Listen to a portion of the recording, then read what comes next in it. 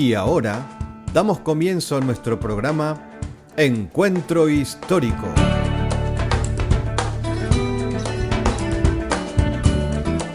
De la mano de Patricia Ferrer y bajo la conducción de Richard del Pino, haremos un recorrido por la historia para dar una interpretación correcta a la palabra de Dios y sus personajes, y también para comprender aún mucho mejor las bases de nuestra fe. Póngase cómodo y sea usted también, durante los próximos 25 minutos, partícipe de este Encuentro Histórico.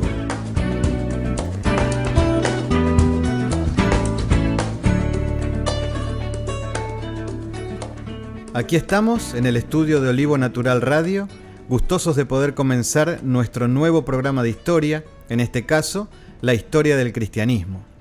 ¿Y quién lo podría hacer mejor que nuestra amiga y colaboradora Patricia Ferrer? Así que muchas gracias, Patricia, por estar con nosotros y acceder a llevar adelante esta ardua y atrapante tarea. Gracias, Richard.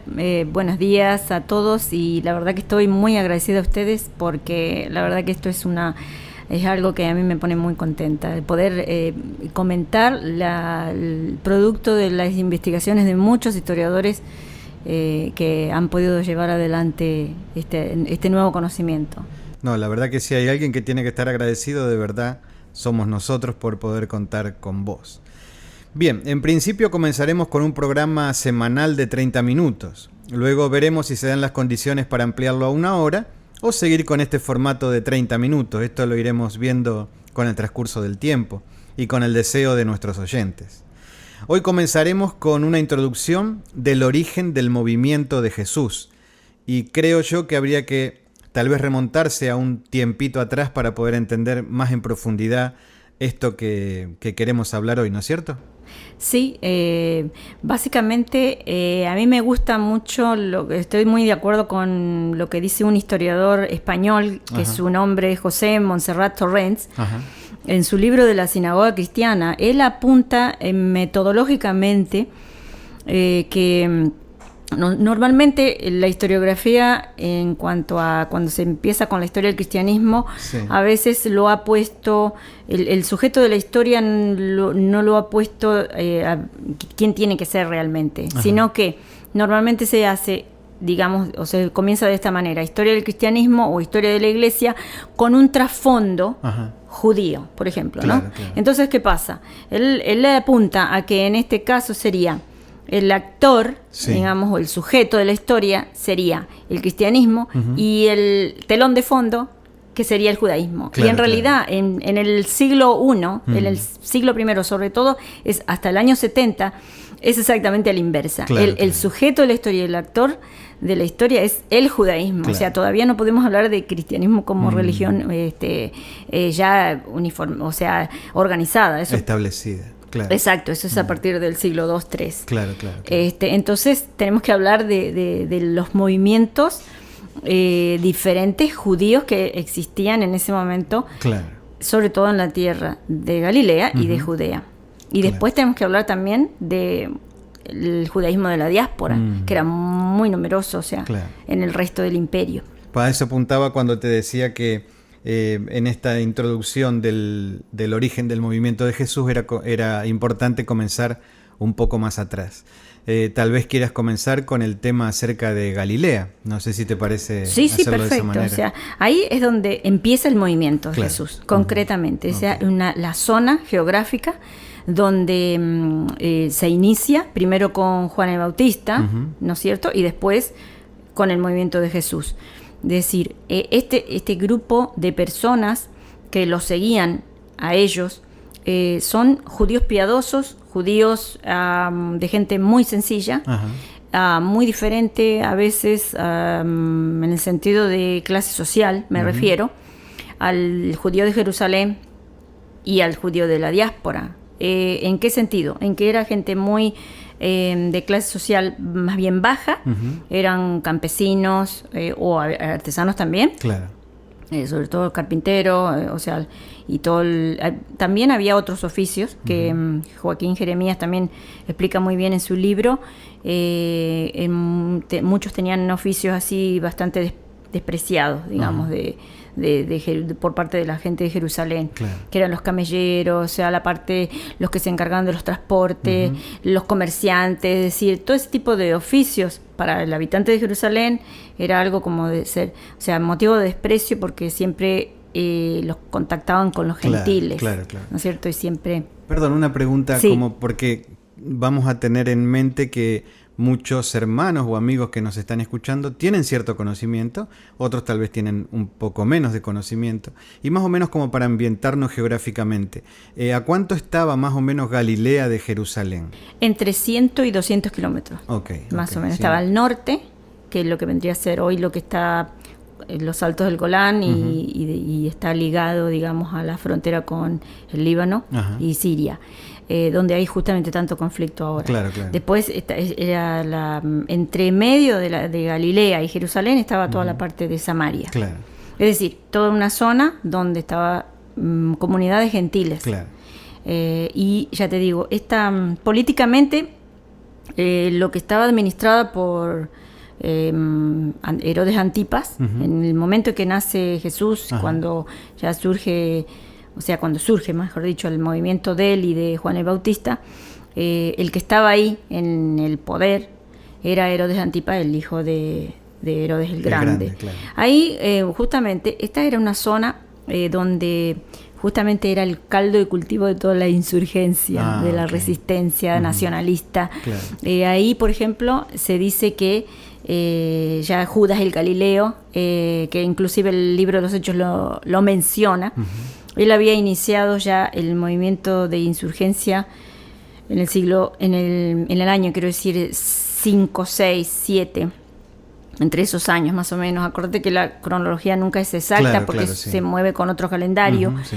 Pero cuando había venido el censo de Quirino, entonces él levanta ahí toda la población en contra de ese censo, y bueno, obviamente toda esa rebelión después es aplastada, pero quedaron los seguidores de él, y que a los cuales se les llamó sicarios. Por eso siempre el habitante de Jerusalén siempre con el de Galilea siempre tenía ese problema de desconfianza, porque siempre ahí en Galilea era donde surgían todos esos movimientos mesiánicos, apocalípticos, y en contra, digamos, del establishment, del poder en ese momento. Sí. Intentando hacer un paralelismo con nuestro tiempo, podríamos decir hasta que es casi normal, porque en nuestros países justamente la clase trabajadora, la clase más humilde es a las que se moviliza para que hagan los movimientos. Claro. Así que no es de extrañar esto que pasaba en Galilea y en Jerusalén, lo que vos estás comentando recién. No, para nada. Además hay que ver que la población ya estaba muy descontenta con lo que pasaba. Sobre todo en el centro de poder, acuérdate que era Jerusalén. Y ahí estaba el templo, y el templo obviamente era el órgano que monopolizaba, digamos, toda la... por ejemplo, tenían el monopolio de la religión. El sacerdocio, obviamente, era el que controlaba toda la parte económica. El templo funcionaba como un gran banco, porque ahí se depositaban los capitales de los ricos, o sea, toda la nobleza laica que había en Israel, los dueños de todas las grandes territorios y propiedades. Y grandes extensiones de tierra. Y entonces también había obviamente un saldo de gente descontenta, en el sentido de que jornaleros mal pagados, es decir, siempre estaba todo ese tipo de problemas sociales. Entonces, ¿qué pasa? En Galilea, acordate que estaba muy todavía influida por ahí es donde más o menos tuvieron siempre mayor libertad, digamos, los movimientos apocalípticos, los movimientos mesiánicos apocalípticos, es decir, ligados a qué, a toda la tradición de Daniel, por ejemplo, del libro de Daniel, a toda la tradición del libro de Enoc, o sea, son todos los libros apócrifos que se escribieron. Bueno, quiero decir, aclarar que se denominó apócrifo después. En ese momento no se tenía como libro apócrifo, sino que era una literatura que la leían continuamente. Ahí, por ejemplo, era la esperanza del Mesías. O sea, ahí está donde no solamente ellos, o sea, en Qumran, por ejemplo, los textos que se han encontrado en Qumran dan a luz de que ahí la esperanza del Mesías era bien fuerte. Es decir, ¿quién era este Mesías que tenía que llegar? Tenía que ser básicamente un libertador que sacara a todos los que estaban ocupando en Jerusalén, que era el Imperio Romano, y pudiera otra vez volver la tierra esa de Israel, que tampoco se denominaba tierra de Israel, sino que ya te digo, era Galilea y Judea, y todo volviera a ser independiente. Ahora, ¿qué pasa?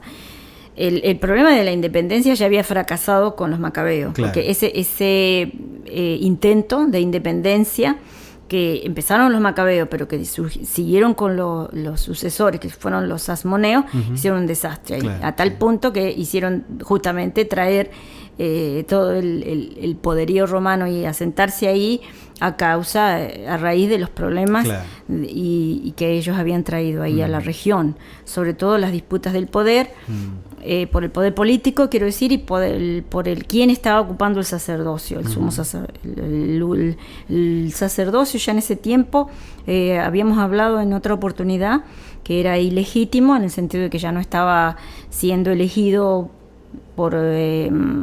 en forma hereditaria, como había sido antes, sino que ya lo ponían así a dedo. Y exacto, y el que pagaba más puesto. Es decir, y eso ya había empezado con los macabeos. ¿No es cierto? Porque el primero que inicia eso fue Simón Macabeo, y después, siguió todo eso. O sea, el que más podía. Y inclusive ellos mismos usurparon el cargo del sumo sacerdocio. Entonces ya eso era una corrupción tremenda. Entonces todas estas masas de poblaciones que estaban en las aldeas estaban cansadas, estaban hastiadas, estaban aparte aplastadas por el Imperio Romano, que estaba ocupando ese lugar, y eran los gentiles que obviamente, aparte de traer toda su forma de vida conforme a sus creencias, completamente impura, no de sus dioses, de su forma de vivir, los judíos piadosos veían que todas las enseñanzas que les habían sido impartidas por los profetas, por la ley de Moisés y todo eso, era cada vez más difícil poder llevarla a cabo. Entonces, ¿qué pasa? Se replegaban sobre sí mismos. Incluso, si vos te pones a ver, ni Jesús ni Juan el Bautista se dirigían a las ciudades gentiles, que ahí cerca de donde ellos estaba Séforis, estaba Tiberias. Ellos no iban por ahí, ellos se quedaron solamente en el lugar de las aldeas. Y en los lugares de las aldeas era donde más, ya te digo, más esperanza había de que pudiera, por ejemplo, tener cabida este mensaje. El mensaje básico de Jesús era traer el reino otra vez. Y el reino de Dios, pero tal como había sido en un primer principio. Es decir, siempre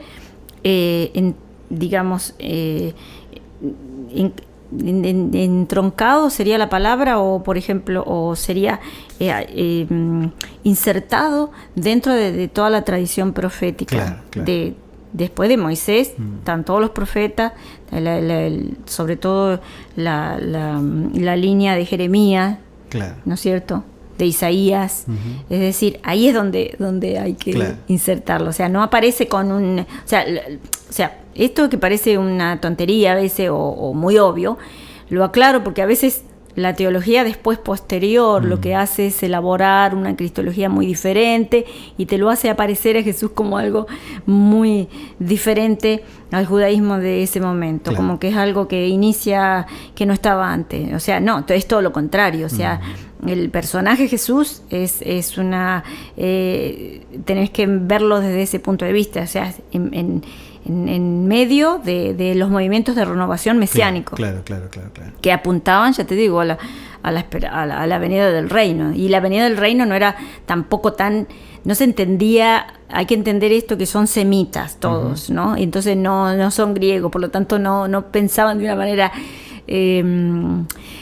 ontológica, o por ejemplo ellos no hacían, digamos, una filosofía del ser ni nada de eso. Simplemente para ellos era algo muy concreto, muy simple. O sea, se esperaba la venida del reino, tenían que esperar que viniera el Mesías era una persona para ellos, o sea, y concreta, que durante mucho tiempo se sostenía que tenía que venir de la línea del linaje de David. De David, claro. Pero ya en algunos círculos, que ya te digo, eran todos estos círculos apocalípticos, había surgido la idea de que a veces, por ejemplo, en el caso, por ejemplo, de los de Qumran, ya hablaban de la idea de el Hijo de Dios, el Hijo del Hombre, que también eso aparece en Ezequiel y en Daniel. Es decir, un Mesías que por ahí era, no necesariamente tenía que venir del linaje de David, sino que era un ser que parecía que tenía que ser hasta preexistente, porque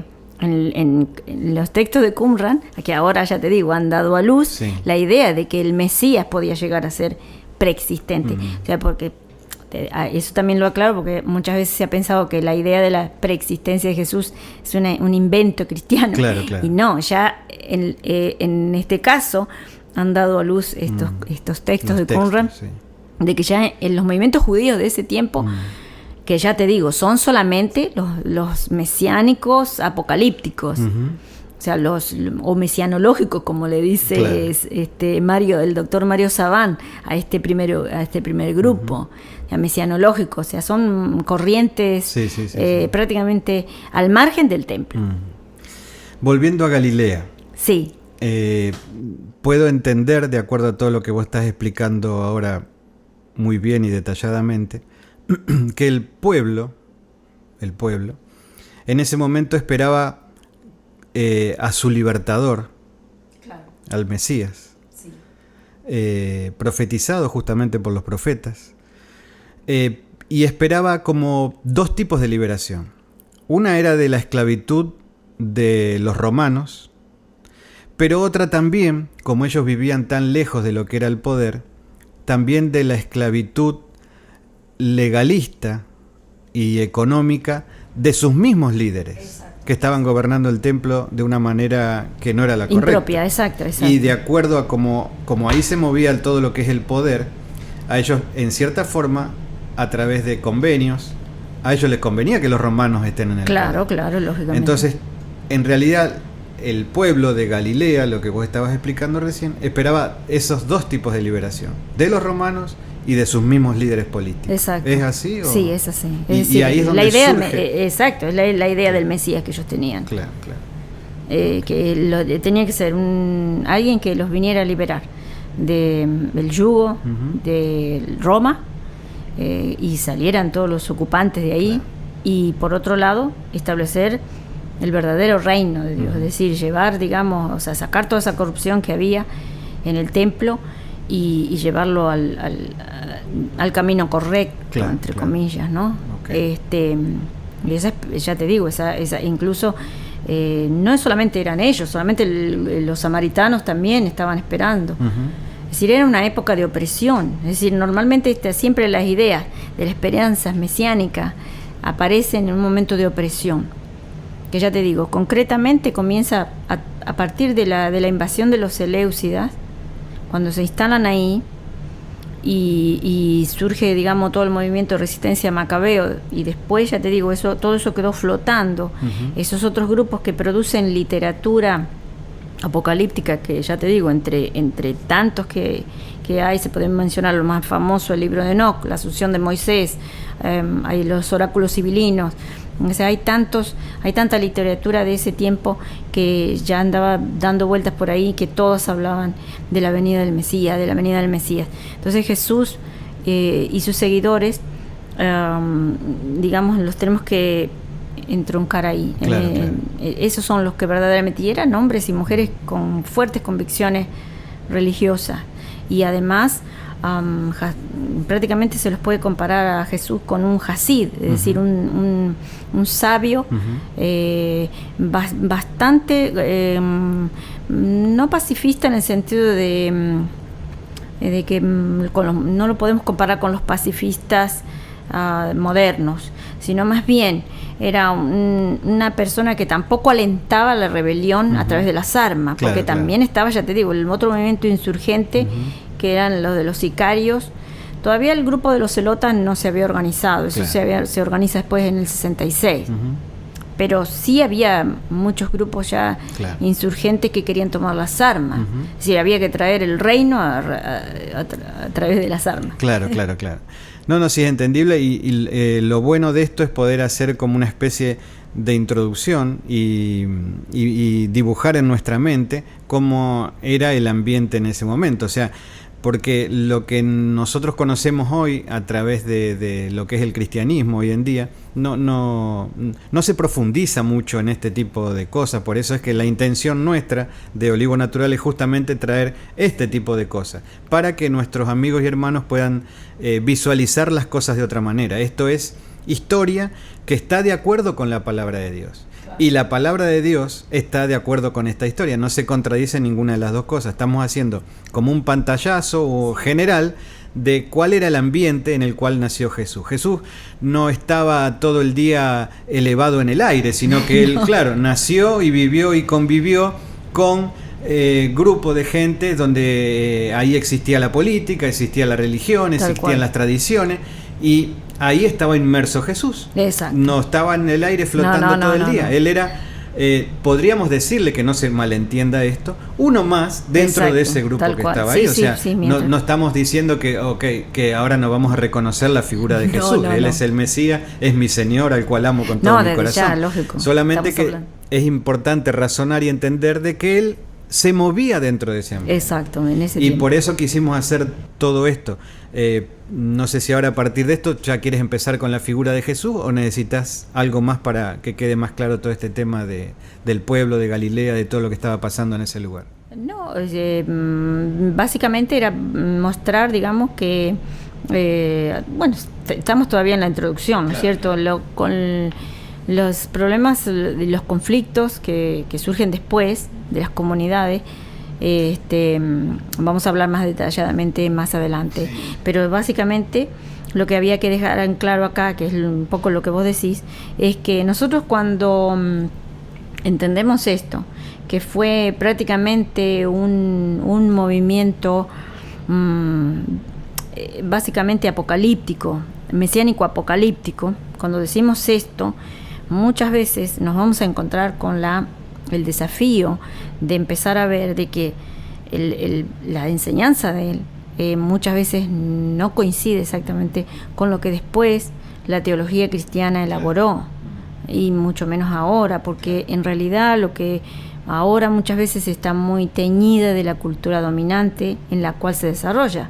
Es decir, si se desarrolla el cristianismo, si se desarrolla en un país socialista, van a apuntar mucho más a la socialización del evangelio.